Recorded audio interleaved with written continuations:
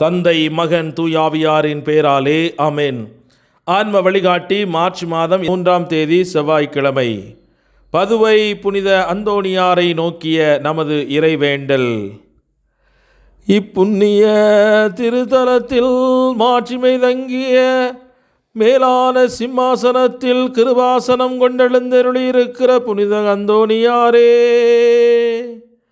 பரிசுத்தத்தனம் விளங்கும் நீலியே, விலை மதிக்கப்படாத மாணிக்கமே, பரலோக பூலோக காவலே, கஸ்தி துன்பப்படுகிறவர்களுக்கு பரம சஞ்சீவியானவரே, பாவிகளின் தஞ்சமே, உமது இன்பமான சன்னிதானம் தேடி வந்தோம். உமது திருமுக மண்டலத்தை அன்னார்ந்து பார்த்து உம்மை கெஞ்சி மன்றாடுகின்றோம். மகா சிரவணம் பொருந்திய புனித அந்தோணியாரே, சூரத்தனமுள்ள மேய்ப்பரே, பிசாசுகளை மிரட்டி ஓட்டுபவரே, திருச்சபையின் கருணையின் கண்ணாடியானவரே, உலகில் எங்கள் ஆதரவும் நீரல்லவோ, எங்கள் சந்தோஷமும் நம்பிக்கையும் பாக்கியமும் நீரல்லவோ, நீர் எங்கள் ஞானத்தந்தை என்பதை எங்களுக்கு காண்பியும். பிள்ளைகள் செய்த குற்றங்களை தாய் தந்தையர் பாராட்டுவார்களோ, உம்மை தேடி வந்த நிர்பாக்கியர் பேரில் தயவாயிரும். அழுகிறவர்களை அரவணையும், அல்லல் படுகிறவர்களுக்கு ஆறுதலாக வாரும். நீர் இறங்காவிட்டால் எங்களுக்கு வேறு யார் இறங்குவார்? நீர் ஆதரியாவிட்டால் எங்களை வேறு யார் ஆதரிப்பார்? நீர் நினையாவிட்டால் எங்களை வேறு யார் நினைப்பார்? நீர் உதவாவிட்டால் எங்களுக்கு வேறு யார் உதவுவார்? தஞ்சமென்று ஓடி வந்த அடியோர்கள் பேரில் தயவாயிரும்.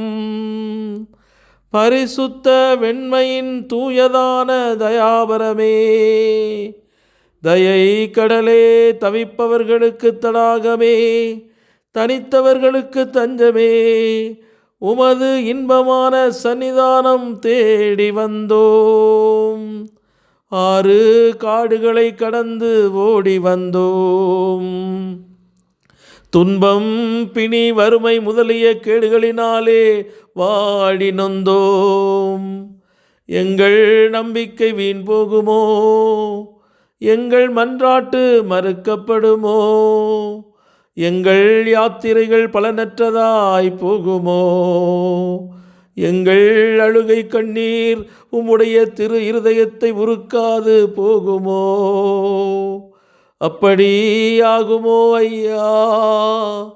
எங்கள் அன்பான தகப்பனே, எங்களை முழுவதும் உமக்கு ஒப்புக் கொடுக்கிறோம். எங்களை கையேற்றுக்கொண்டு ஆசீர்வதித்தருளும். ஆமென்.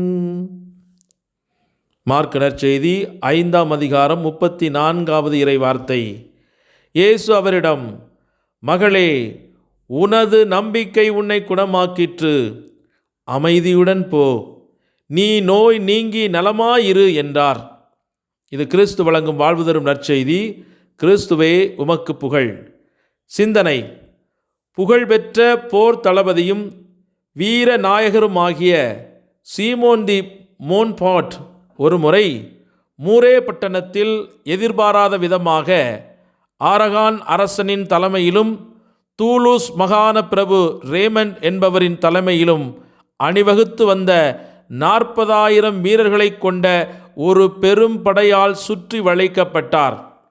இவருடைய படையிலோ வெறும் 800 குதிரை வீரர்களும் மிக குறைவான காலால் படை வீரர்களும் மட்டுமே இருந்தார்கள். அல்பிஜென்சிய பதிதர்களின் விருப்பப்படி சீமோனின் மீது வெற்றி கொள்ளும் நோக்கத்தோடு ரேமன் அவர் மீது படையெடுத்து வந்திருந்தான். சீமோனின் இராணுவ அதிகாரிகள் வந்து தாங்கள் முற்றுகையிடப்பட்டுள்ளதாக அவருக்கு அறிவித்தபோது அவர் திருப்பலி கண்டு கொண்டிருந்தார். முதலில் திருப்பலி முடியட்டும், அதன் பின் நான் உங்களோடு வந்து சேர்ந்து கொள்வேன் என்று எந்த கலக்கமும் இன்றி அவர் பதிலளித்தார். திருப்பலி முடிந்த பிறகு அவர் தமது படைகள் ஏற்கனவே ஒன்றாக கூட்டப்பட்டிருக்கிற இடத்திற்கு விரைந்து சென்றார். கடவுளில் தங்கள் நம்பிக்கை வைக்குமாறு அவர் அவர்களுக்கு அறிவுறுத்தினார். அதன்பின் பட்டணத்து மதில்கள் திறக்கப்பட ஆணையிட்டார். அவை திடீரென திறக்கப்பட்டவுடன் நெருங்கி வந்து கொண்டிருந்த எதிரிப்படைக்குள் வில்லிலிருந்து புறப்பட்ட அம்பை போல் மின்னல் வேகத்தில் ஊடுருவிச் சென்ற அவருடைய படை சற்றும் எதிர்பாராத இந்த தாக்குதலால் எதிரிப்படையை நிலைகுலையச் செய்தது. சற்று நேரத்திற்குள் சீமோன் ஆர்கானின் அரசனை தாக்கி வீழ்த்த எதிரிப்படைகள் சிதறியோட அன்று ஒரு மகிமையான வெற்றி நற்கருணை நாதரால் அவருக்கு முடியாக சூட்டப்பட்டது. பேரரசர் லோத்தேர் தம் படைகளுடன் போர்க்களத்தில் இருந்தபோதும் கூட ஒவ்வொரு நாளும் 3 திருப்பலிகள் கண்டார் என்று பரோனியஸ் அறிவிக்கிறார். முதலாம் உலகப் போரின் போதும் பிரெஞ்சு மற்றும் பிரிட்டிஷ் படைகளின் தளபதி மார்ஷல் பார்க் என்பவர் தமது நிலை மிக மோசமானதாக இருந்த போதிலும் தினமும் திருப்பலி கண்டு வந்தார். ஆகவே இந்த திருப்பலியின் மேன்மை உணர்ந்து ஒவ்வொரு நாளும் திருப்பலியில் நாம் பங்கு பெற்று இந்த உலகத்தின் தீமைகளை, நம்மை சுற்றி வளைத்து கொண்டிருக்கிற பல்வேறு காரியங்களை வென்றெடுக்க இன்றைய நாளிலே நமது இதயத்தில் நற்கருணை ஆண்டவர் மீது கொண்டிருக்கிற பற்று வளர்ந்து செழித்தோங்க இறையருள் வேண்டி இணைந்து மன்றாடுவோம். ஜெபிப்போமாக.